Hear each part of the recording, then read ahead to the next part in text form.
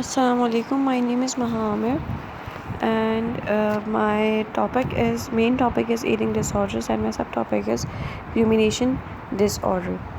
Rumination disorder या rumination syndrome, इसको हम मैरासिज्म भी बोलते हैं। ये हमारे पास एक क्रोनिक मोर्टालिटी डिसऑर्डर होता है जो कि हमारे पास जो कि बेसिकली एफर्टलेस एक्सपल्जन होती है खाने की due to involuntary contraction of muscles around the abdomen.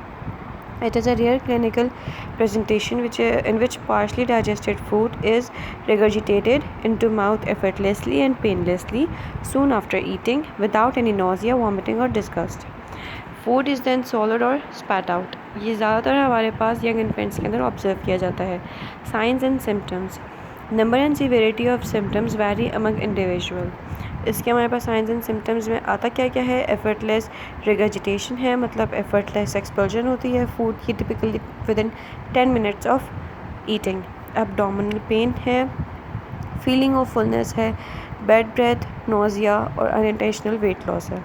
Causes हमारे पास क्या है इसके. The precise cause of rumination syndrome is in clear, लेकिन ये ज़्यादातर हमारे पास होता है एब्डोमिनल प्रेशर के बढ़ जाने की वजह से. रूमिनेशन सिंड्रोम ज़्यादातर ये कभी कभी जो है वो कंफ्यूज कर दिया जाता है गर्ड और बुलिमिया नर्वोज़ा के साथ. ये हमारे पास इन्फेंट्स में और ज़्यादातर डेवलपमेंटल डिसेबिलिटीज़ वाले जो लोग होते हैं उनमें होती है, लेकिन इसकी कोई एज लिमिट नहीं होती है, किसी भी एज के इंसान को हो सकती है. और ये हमारे पास एंजाइटी, डिप्रेशन या अदर साइकेट्रिक डिसऑर्डर्स वाले जो लोग होते हैं उनमें ज़्यादातर अकर होती है. कॉम्प्लिकेशंस. अगर हम रूमिनेशन सिंड्रोम को अनट्रीटेड छोड़ दें तो ये हमारे पास हमारी ईसोफेगस को जो है वो डैमेज करता है. हमारा अनहेल्दी वेट लॉस होता है, मेल न्यूट्रिशन होता है, डेंटल इरोजन होता है, बैड ब्रेथ आती है और इसकी वजह से लोग एम्बैरस होते हैं और सोशली आइसोलेट हो जाते हैं. इसकी ट्रीटमेंट में हमारे पास कोई ऐसी क्योर है नहीं. प्रोटॉन पम्प इनहिबिटर्स और अदर हम दवाई देते हैं लेकिन उनकी कोई ख़ास इफ़ेक्ट नहीं होता. इन्फेंट्स और मेंटली हैंडीकैप लोगों की ट्रीटमेंट डिफरेंट होती है एज़ कम्पेयर टू एडल्ट्स और नॉर्मल इंटेलिजेंस वाले लोगों से. इन्फेंट्स और मेंटली हैंडीकैप लोगों में हमारे पास बिहेवियरल और माइल्ड एवर्जन जो हैं वो ज़्यादातर हम करते हैं. माइल्ड एवर्जन में हमारे पास क्या होता है कि हम जो है वो एक जब भी ऐसी फीलिंग आने लगे तो हम ज़बान के ऊपर सॉर या बिटर टेस्ट की कोई भी चीज़ रख देते हैं, या फिर पुराने ज़माने में पिंचिंग यूज़ की जाती थी.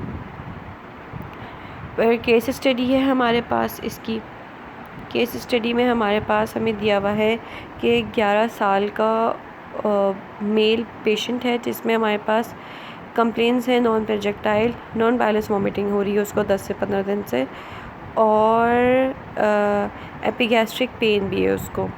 फिर पेशेंट में डायग्नोस किया था रूमिनेशन डिसऑर्डर और उसको जो दवाइयाँ दी जा रही थी वो है हमारे पास domperidone 10 mg, rabeprazole 20 mg, ondansetron 4 mg, potassium chloride 10 ml.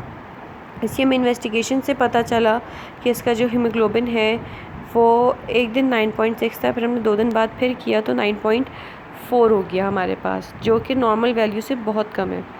फिर पेशेंट्स का अपर जीआई और स्मॉल बाउल एरिया हमने देखा तो ये सब कुछ नॉर्मल था, और इसमें हमारे पास जो प्रेशर था अपर एसोफेगस, बॉडी और लोअर एसोफेगस पे वो भी हमारे पास नॉर्मल था.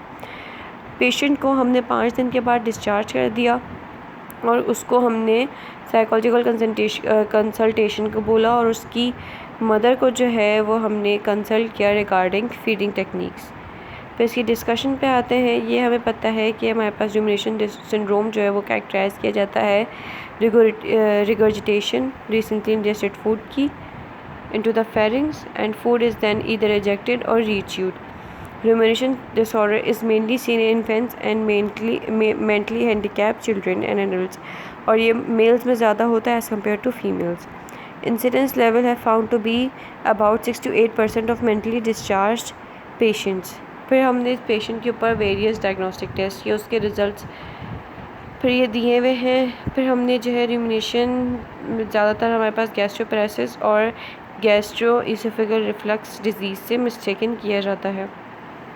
ये हमारे पास गैस्ट्रोपैरेसिस से ऐसे डिफरेंट होता है क्योंकि रिगर्जिटेशन वो जो होती है हमारे पास वो एफर्टलेस होती है और 15 मिनट से 30 मिनट में आ जाती है, जबकि गैस्ट्रोप्रेसिस में ज़्यादातर 1 घंटे के बाद होती है और सिम्टम्स जो हैं वो डेली नहीं होते उसके।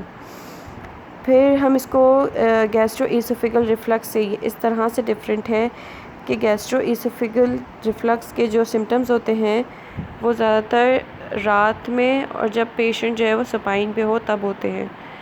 मेन ट्रीटमेंट इस मोडालिटी इस बिहेवियर थेरेपी होती है और फिर सप्लीमेंटल न्यूट्रिशन सपोर्ट दी जाए अगर सिम्टम्स हमारे सिवियर हों। मेडिकेशंस इसमें कोई ख़ास इफ़ेक्ट नहीं करती। कंक्लूजन है रूमिनेशन सिंड्रोम जो हमारे पास जो है वो is not a recognised condition in children and adolescents. The insufficient awareness of clinical features of disorders can lead to underdiagnosis of this medical condition. Diagnosis of rumination syndrome is based upon clinical features and extensive diagnostic treating is irrelevant. Early behavioral therapy is initiated and outcomes are generally favorable.